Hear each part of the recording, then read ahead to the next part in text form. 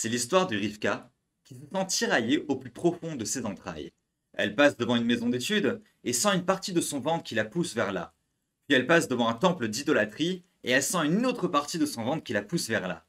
Effrayée, elle a une réalisation. Oh non, je suis enceinte d'un moderne orthodoxe. Je suis Emile Ackerman et vous écoutez Parshayeka. L'histoire, la vraie, c'est que Rivka est enceinte alors qu'elle était stérile grâce aux prières de son mari Yitzhak, mais elle sent un conflit dans son ventre. Elle va consulter Dieu, ou selon les sages, va le consulter via l'intermédiaire de Shem, qui lui dit Shne goim bevitner, ou shne leumim ma'ayir kiparedu, ou le hom ilom yemat, verav yavot saïr. Deux nations sont en ton sein, et deux peuples sortiront de tes entrailles. Un peuple sera plus puissant que l'autre, et l'aîné obéira au plus jeune. Le Riskounim nous dit à ce propos que rien n'était décidé, que c'était selon le choix de chacun des enfants que la prophétie allait se réaliser, et qu'il n'était même pas encore décidé qui sera l'aîné et qui sera le plus jeune. Rien n'est joué. Mais, qu'est-ce qui est en jeu exactement? Revenons en arrière pour trouver un fil rouge, une trame directrice qui pourrait nous éclairer sur la suite. La paracha s'appelle Toldot, les engendrements. Directement, la problématique est celle de la stérilité, comme avant pour Abraham et Sarah. La nécessité d'enfanter est cruciale pour le projet divin. Il a été dit à Abraham et aussi à Rivka que leur descendance allait être innombrable. Or, Abraham a dû quasi sacrifier son fils après une stérilité, et maintenant Yitzhak se demande comment il est censé faire. Avoir une descendance est directement relié au fait d'avoir le pouvoir de bénir, le pouvoir sacré et sacralisateur, quasi divin, de pouvoir changer le monde par la parole, est très convoité et au centre de la préoccupation de nos personnages bibliques. D'où d'ailleurs le mot abracadabra, je crie comme je parle, barakadabra. En comprenant donc l'importance de ce qui se joue ici, nous pouvons revenir à la rivalité qui oppose dès le ventre maternel les deux frères. Rivka accouche, Vayetse Arishon Admoni Kulo, Kaderet Sea, Vaikru Shemo Esav. Le premier qui sortit était roux, et tout son corps pareil à une pelisse. On lui donna le nom de Ésaü, Esav. Va'acharen Yatsa Achiv, Vayado Achozet Ba'akev Esav, Vaikra Shemo Yaakov, Vaitzrak ben Tishim Shana Beledet Otam. Ensuite naquit son frère, qui tenait de la main le talon d'Esav, et on le nomma Jacob, Yaakov. Yitzhak avait 60 ans lors de leur naissance. On nomme Yaakov du mot Ekev, traduit ici par talon. Ce talon qu'il attrape déjà en sortant comme pour signaler quelque chose. Vous n'êtes pas sans savoir, auditeur avisé que vous êtes, que les noms ont quasi systématiquement une signification très forte dans la Bible. Quelle est la signification du talon? La plupart des commentateurs s'accordent à dire que c'était un signe que Jacob allait un jour dominer Esav. Mais le talon est-il le meilleur endroit pour symboliser la domination? J'aimerais proposer, en me basant sur des recherches et des comparaisons linguistiques, une autre interprétation. Ekev pourrait effectivement venir de Akav, supplanter, d'autres parleront du champ lexical de la ruse, de tordu, mais cela pourrait être une métaphore beaucoup plus sexualisante. Pour vérifier cela, je vous propose un court détour dans plusieurs parties du Tanakh.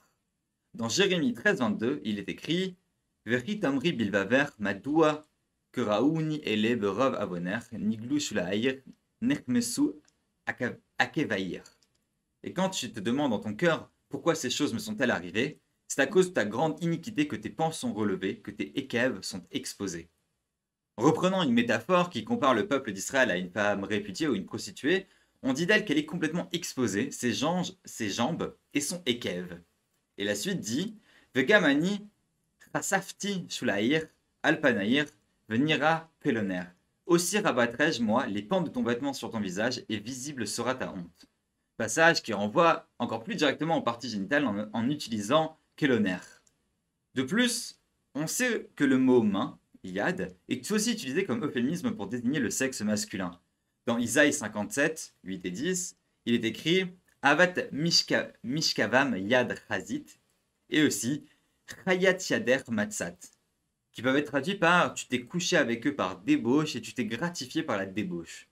Or, dans la prochaine paracha, Yaakov sera blessé au kaf yerecho, qu'on traduit généralement par la hanche, mais kaf étant aussi un mot pour désigner la main, on se demande si à l'instar de Yad, il pourrait désigner aussi le sexe. Tout comme Abraham fait jurer son serviteur en plaçant sa main tachat yerecha, interprété par certains comme étant son sexe circoncis. On comprendrait mieux alors ce qui se joue dès le ventre, préfigurant la problématique du pouvoir de bénir, du service divin et de la descendance. Yaakov attrape les parties génitales de Esav, le pouvoir reproducteur, disant « Je suis celui qui doit représenter la sainte descendance, le seul digne héritier ». On pourrait donc interpréter ainsi le passage d'Oshéa 12.4. Ba beten akav et achiv, ou be ono Sarah et Elohim. Dès le ventre, il attrapa son frère aux parties génitales, et dans sa virilité, c'est-à-dire dans sa force reproductrice, il lutta avec Dieu. Jacob sera donc puni ou tempéré par là où il a péché. Dans un excès d'orgueil peut-être, il se saisit symboliquement de la bénédiction pour ensuite s'en saisir vraiment en rusant. Mais il sera précisément blessé à cet endroit par Dieu, comme pour le rappeler à la réalité de la toute-puissance divine. Rappeler à Jacob, qui a tout obtenu par lui-même, que c'est à Dieu qu'appartient le pouvoir suprême de décider de la bénédiction et de la descendance, que ce qui différencie le rapport au monde idolâtre avec le rapport au monde juif, c'est justement que le juif accepte que certaines choses dépassent le monde, donc le pouvoir de cette bénédiction, et que ce monde ne se suffit pas en lui-même. C'est pour cela qu'Ésav ne pouvait pas être le digne héritier. Ésav vend son droit d'aînesse, nous dit Rachi, parce qu'il ne voulait pas être préposé au service divin, comme l'étaient tous les aînés jusqu'à ce que les Lévites prennent le relais. Mais plus que ça, il y a un étrange parallélisme avec la façon dont Ésav va être servi par Yaakov, au moment où il lui vend son droit d'aînesse, et le culte réservé aux idoles de l'époque ou à Dieu. En effet, toute la narration de la bénédiction semble appartenir au champ du culte, de manière mimétique. Pour servir à Dieu, on offre de sa main à boire et à manger à la divinité. Et Ésav arrive, fatigué d'avoir tué un être humain, nous disaient les commentateurs, et exige d'être servi à la manière des dieux.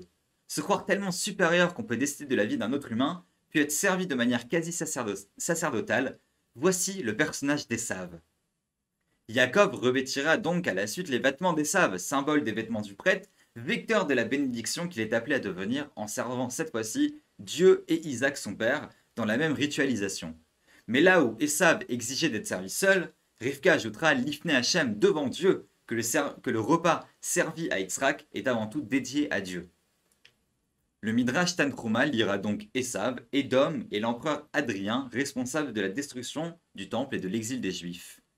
Après qu'Adrien, roi de Édom, ait conquis le monde, il retourna à Rome et dit à ses officiers « Je veux que vous fassiez de moi un dieu puisque j'ai conquis le monde. » Ils lui ont dit « Mais tu n'as pas encore conquis la ville de Dieu et sa maison. » Il alla, réussit à détruire le temple et à exiler le peuple d'Israël et retourna à Rome. Il dit « J'ai maintenant détruit sa maison et brûlé son temple et exilé son peuple. Faites de moi un dieu. » On retrouve ici le thème essavistique, si j'ose dire, d'être fait Dieu, à tel point que c'est pour un autre midrash le symbole même de ce qui oppose Israël et Édom. Sur l'interprétation de deux peuples dans ton sein, le passage qu'on a cité tout à l'heure, le midrash dit deux fiertés des nations sont en ton sein, Adrien pour Édom et Salomon pour Israël.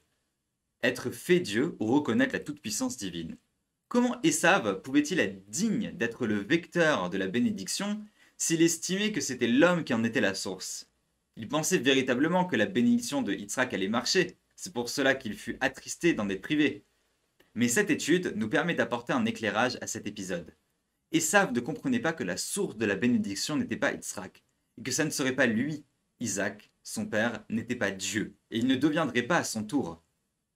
Même si tout le monde sait que le plus fort, c'est mon père. Jacob, lui, a pris les choses en main avec l'aide et l'exemple de sa mère. Il a tout de même dû être rappelé à l'ordre par Dieu, à tel point qu'il fallut le marquer dans sa chair, que tout appartient à Dieu, la bénédiction et le pouvoir de la descendance. Tel qu'il faudrait, dans un deuxième temps, s'interroger sur Yitzhak, qui fut marqué par un père omniprésent qui était prêt à le tuer. Et donc Yitzhak n'a pas su transmettre la mesure à ses enfants. Et ça, finalement, idolâtre son père, le prend pour Dieu.